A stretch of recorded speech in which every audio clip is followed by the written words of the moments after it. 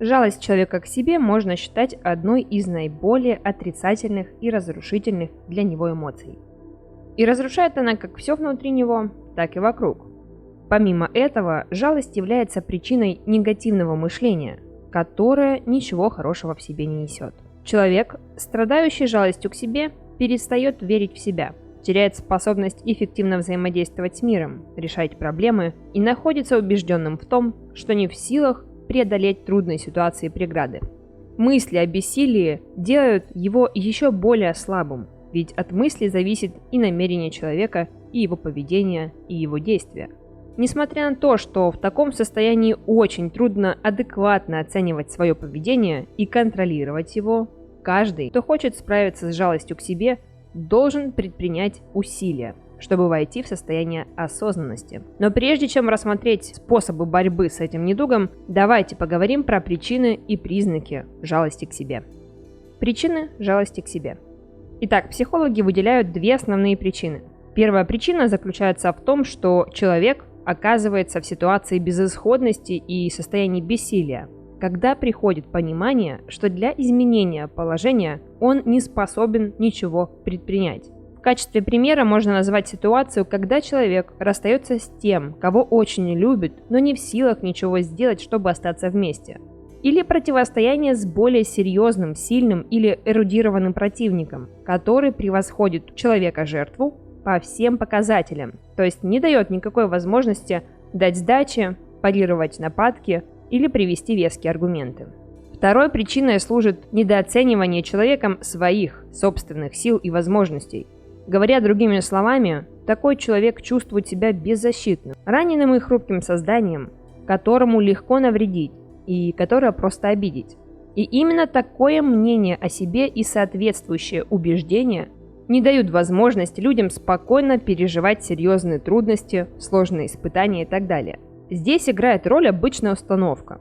То есть, если я считаю себя сильным и способным на что-то, значит я сильный и способен на это. А если я уверен, что я слаб и беззащитен, значит и это тоже является правдой. Но даже зная причины жалости к себе, люди нередко не замечают этого состояния, считая, что такова их натура или просто такой период. Хотя в реальности все совершенно иначе. Поэтому важно уметь определять это пагубное состояние. Признаки жалости к себе.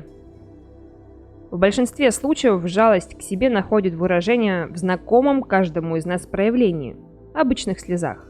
Когда вы были маленьким ребенком, какой обычной реакцией был ответ на чувство боли, обиды и досады?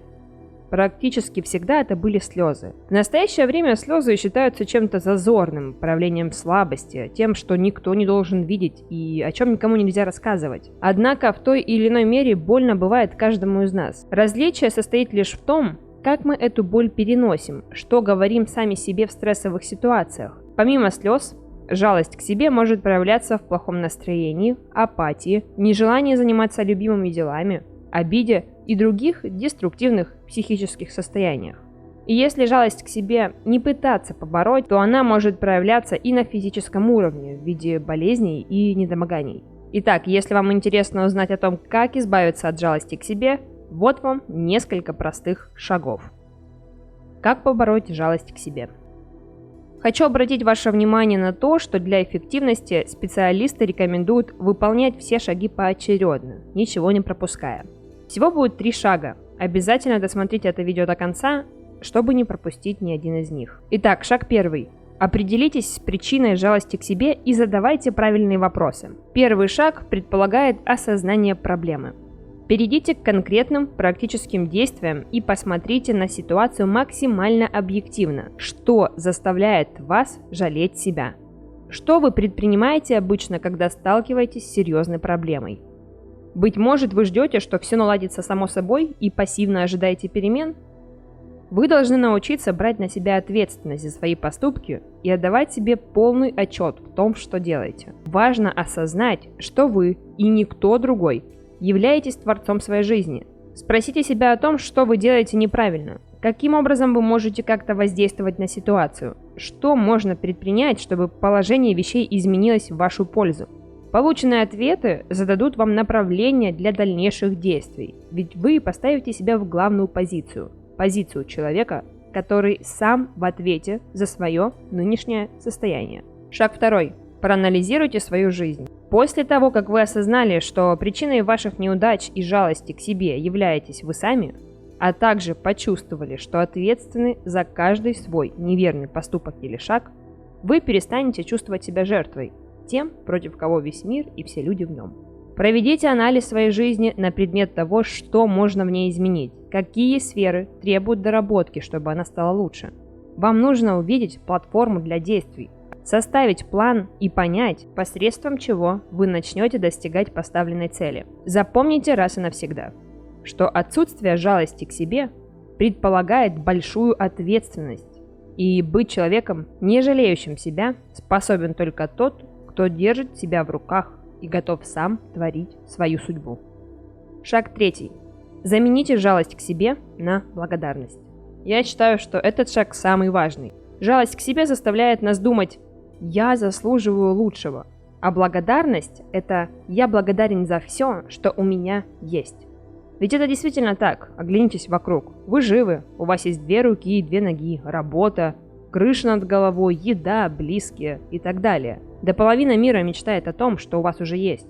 Благодарность меняет фокус восприятия собственной жизни, давая понять, что все на самом деле не так уж и плохо, как казалось. С помощью благодарности приобретается ценность того, что вы уже имеете, и появляются силы, чтобы двигаться дальше и достигать большего, а не зацикливаться на том, чего у вас нет, или на состоянии жалости к себе. Исследования психологов показывают, что благодарность дает множество преимуществ. Она улучшает сон, здоровье, повышает устойчивость к стрессу и увеличивает продуктивность. И это научно доказанный факт. Есть много способов проявлять благодарность. Например, можно завести дневник и каждый вечер записывать 5-10 пунктов, за что вы благодарны своей жизни или прошедшему дню. Или вы можете сделать привычкой думать о 3 вещах, за которые вы благодарны каждый раз, когда у вас возникает соблазн пожаловаться на то, насколько плоха ваша жизнь. В заключение хочется сказать, что жалость к себе – это не хорошо и не плохо. Это просто не работает в долгосрочной перспективе и напрочь убивает наши нервы и здоровье. Чем больше нам жалко себя, тем больше мы склонны повторять те же ошибки и бездействовать. Пора избавиться от нее раз и навсегда. Вы готовы? Пишите в комментариях «да». На этом наше видео подходит к концу. Надеюсь, вышеизложенная информация была для вас полезной. Ставьте лайк, подписывайтесь на канал. Впереди вас ждет еще масса всего интересного. Всем пока!